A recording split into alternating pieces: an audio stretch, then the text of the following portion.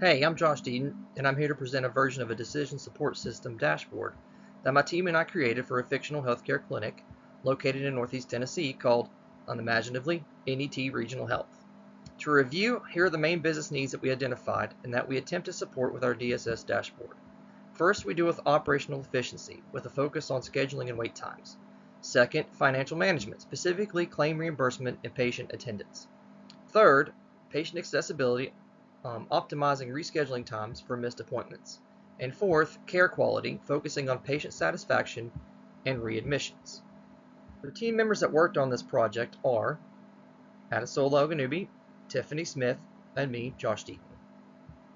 Now let's take a look at the dashboard itself. Okay, so here we have our dashboard done in Power BI, and it's got tabs across the top that can let you switch between the pages. At the top of the first three pages, you have a date range that you can change with the slider. You can select certain genders to look at, and then you can also select age groups. This is a multi-select too, so you can select one or more age groups to look at. Each of the graphs here has interactive mouse over things where you can look at specific times or specific numbers. It's got a forecasting option on all those as well, and you can also focus on one graph at a time to make a bigger view of it, and that's the same thing on all the graphs on each page. So next up, we're going to have Adesola talk to you a little more specifically about this first page regarding operational efficiency.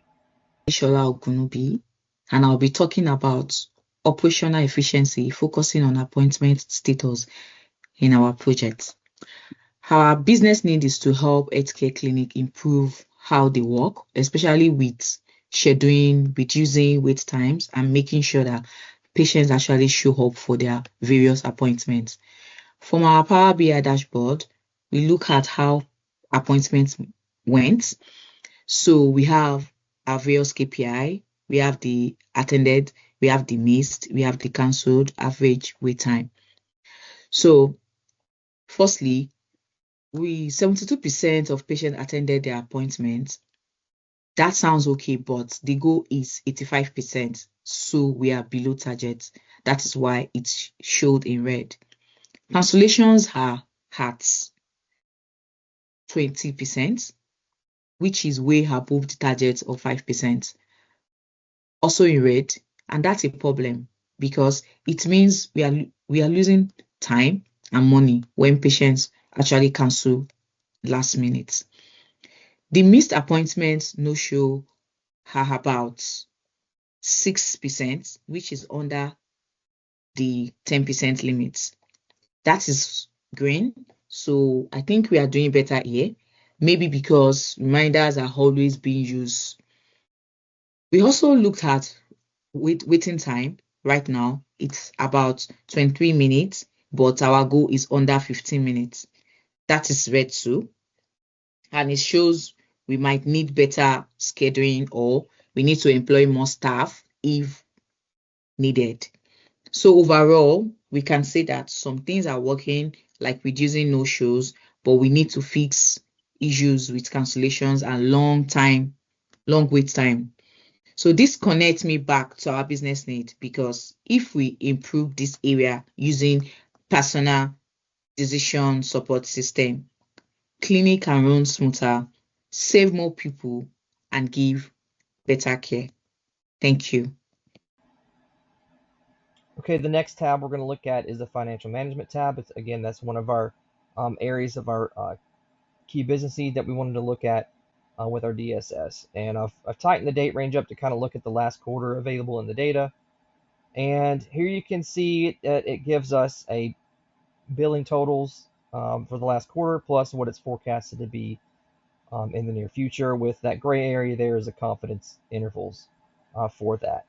We have the KPI listed in our business needs that related to lost revenue from no-shows, which we're well below the limit of 5% that we're shooting for, so that's why that's in the green. We also have our KPI that involved claim approval rates, which in our case, thankfully in this data set, is awesome. We're at 100%. Our goal is just to be at 95%, so we're way above or well above our goal. Also, it's on this page, it has which insurance companies are getting most of the claims, at least the top 5 are here that are mentioned in our data set.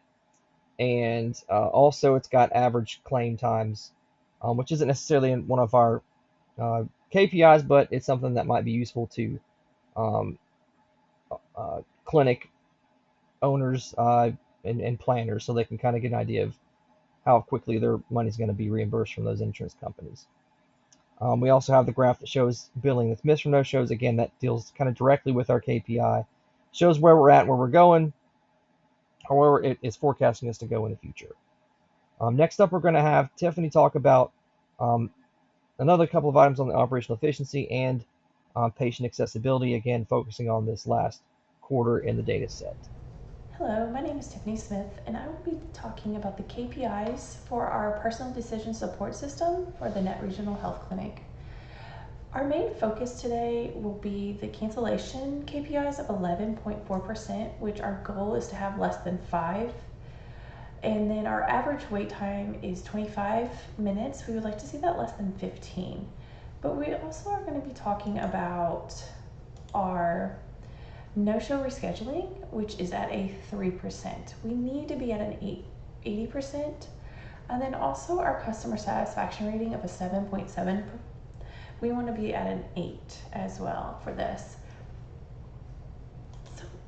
So looking at our KPI no-show reschedules being at a 3.1%, we would like to see this increase because doing this would improve clinic efficiency, financial outcome, patient access, and care quality. But also data has showed that clinics rescheduling less than 80% have missed appointments see a 2 times readmission rate increase. Patients who are rescheduled within 2 weeks show a significantly lower complication risk as well. Missed appointments are strongly correlated with a higher readmission rate. So this would help us with our patient care, but also finances as well, because we are not losing that lost revenue to a cancellation or a no-show. And I think it also ties in with our KPI of a patient satisfaction rate of a 7.7%. If you think about it, we could probably take these and put them in a text message after their visit, but also a low satisfaction could be tied to a higher wait time. We need to look into seeing how these appointments are scheduled. If they are scheduled back to back with annual wellness, you don't want to do that. You would like to have a gap, either fill in the gap between 2 wellness spaces with a follow-up for lab work or a medication refill. Those are quicker turnaround appointments for a provider, but it also allows that ample space to, if a wellness visit does lead over, that is a quicker turnaround with a shorter patient visit that is a medication refill or a lab follow-up. That could help with our patient customer service rating. And then if we would tie it into a text message after their doctor's visit, then we could see how the data flows and be a little more accurate in the satisfaction rating. The county trends page takes a look at a few of the major healthcare areas or topics in our region. You can select different counties to look at to kind of clean up the graphs, but it also contains data for our particular clinic to where you can see how we're comparing to the region and perhaps make planning or adjustments based on this data. Next up, we're going to have Tiffany kind of take us out with the next steps regarding the dashboard and our KPIs. So our next steps for our KPIs would be to review these KPIs with our clinic directors and frontline staff, including registration, to draft and approve rescheduling policy changes, and to roll out a dashboard to all the department heads to track improvements in appointment adherence and reschedules over 90 days. We want to make sure everybody is aware of this and to provide regular KPI updates to our clinic directors and department heads, whether that is once a month or it is a bi-weekly meeting to go over these KPIs to see where we're at and what our trends are going. Thank you for your time.